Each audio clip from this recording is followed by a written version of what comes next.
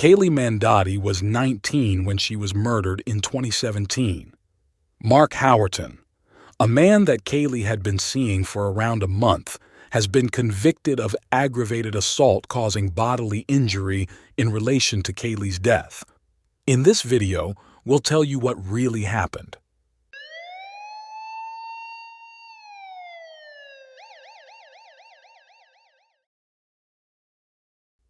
Cayley Mandadi, 19, was a typical Texas teenager navigating life through school, sports, and boys.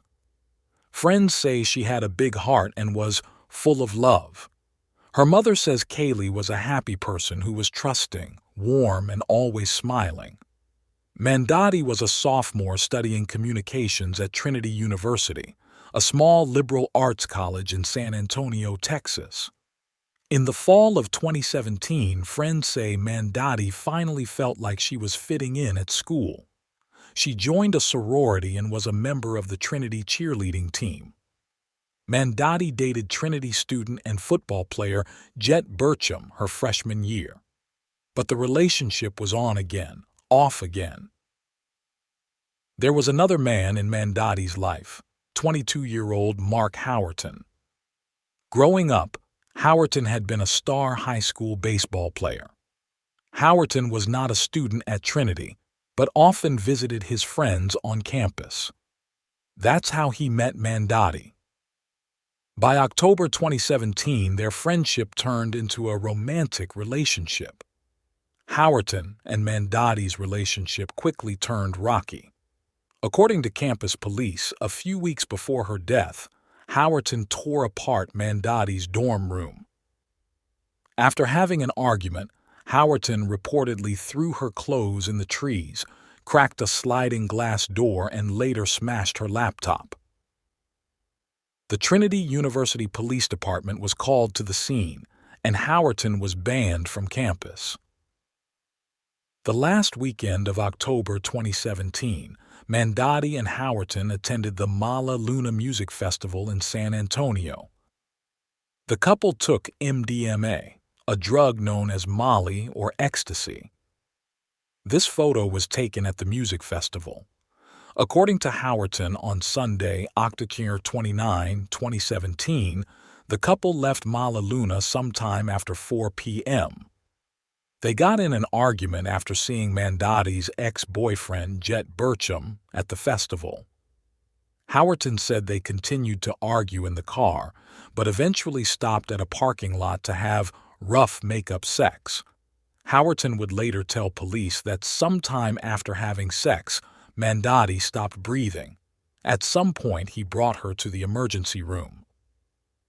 When Howerton arrived at the emergency room, Mandadi was in the passenger seat of his car, nearly naked and unconscious. A paramedic testified that she saw multiple bruises on Mandadi's legs and immediately started CPR. 3 months after Mandadi's death, her autopsy report was released. It showed that she died from blunt force trauma to the face and head, and labeled her death a homicide. Several weeks later, Howerton was arrested and charged with murder and sexual assault. He pleaded not guilty and was released on bail. In December 2019, Howerton went on trial in San Antonio for the murder of Mandadi. During the trial, Birchum told the jury what he witnessed at the Mala Luna Music Festival. He testified that he saw Howerton and Mandadi having an intense conversation, and Mandadi trying to create space and get away. He said he then witnessed Howerton reach out his right arm and hook it around her shoulder and pull her in closer, and then turn and walk away. During cross-examination, Hunter grilled Birchum about what he says he saw that day. Birchum originally told police that he saw Howerton pick Mandadi up and put her in his car as they were leaving the festival. On the stand, Birchum admitted to misleading police about this, testifying that he didn't actually see Howerton put Mandadi in his car. The defense presents a different theory of how Mandadi sustained her injuries that day. They argue Mandadi's bruises were at the hands of the medical staff and not Howerton. They say the cause was from the organ donation process, and when medical professionals desperately tried to revive Mandadi 7 times, they broke one of her ribs and bruised her body. After 10 hours of deliberations over 2 days, the jury notified the judge that they were unable to come to a decision. A mistrial was declared. While prosecutors planned to retry Howerton, Cayley's mother, Allison Steele, and stepfather, Lawrence Bateland, decided the jury needed more information about what happened inside Howerton's car. Steele and Bateland focused on an autopsy photo showing a bruise in the shape of a small dot above Cayley's right ear and another larger bruise above Cayley's left ear. Steele says they believe Cayley's fatal injury took place when Howerton reached from his driver's seat, hit her in the left ear, and drove her head into the window and onto the lock button of the car. Steele and Bateland went to a used car lot where Steele posed in a car like the Mercedes Howerton drove the night Cayley was killed.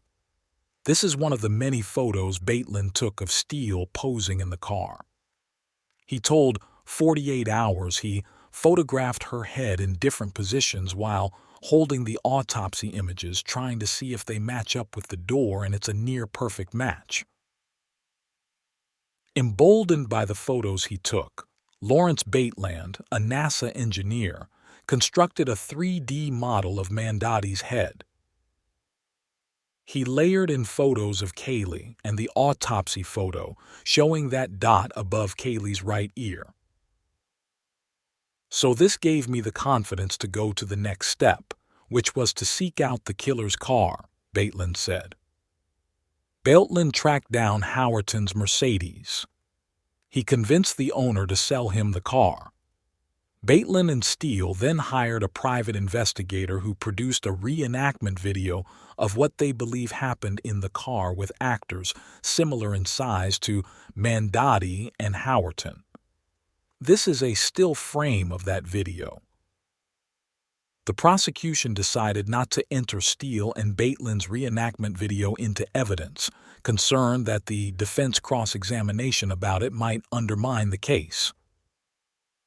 The jury did not find Howerton guilty of murder, but rather aggravated assault causing serious bodily injury. He was sentenced to the maximum 20 years in prison. He is eligible for parole in May of 2033. Allison Steele turned her grief into action. In September 2019, she was able to get the clear alert. Bill passed. Now in the state of Texas, when someone between the ages of 18 and 64 goes missing, an emergency text will go out to the community. Steele wants Cayley's story to be used to help other people. Taylor Clement will never forget her best friend. She told that she had always planned to have Mandadi as her maid of honor in her wedding someday, and the godmother to her future children. She said this photo of them smiling at prom is her absolute favorite. And if you found this video insightful, don't hesitate to give it a like and share it with others who might find it interesting. Every like, share, and subscription goes a long way in supporting our channel. Once again, thank you so much for watching, and we'll see you in the next video.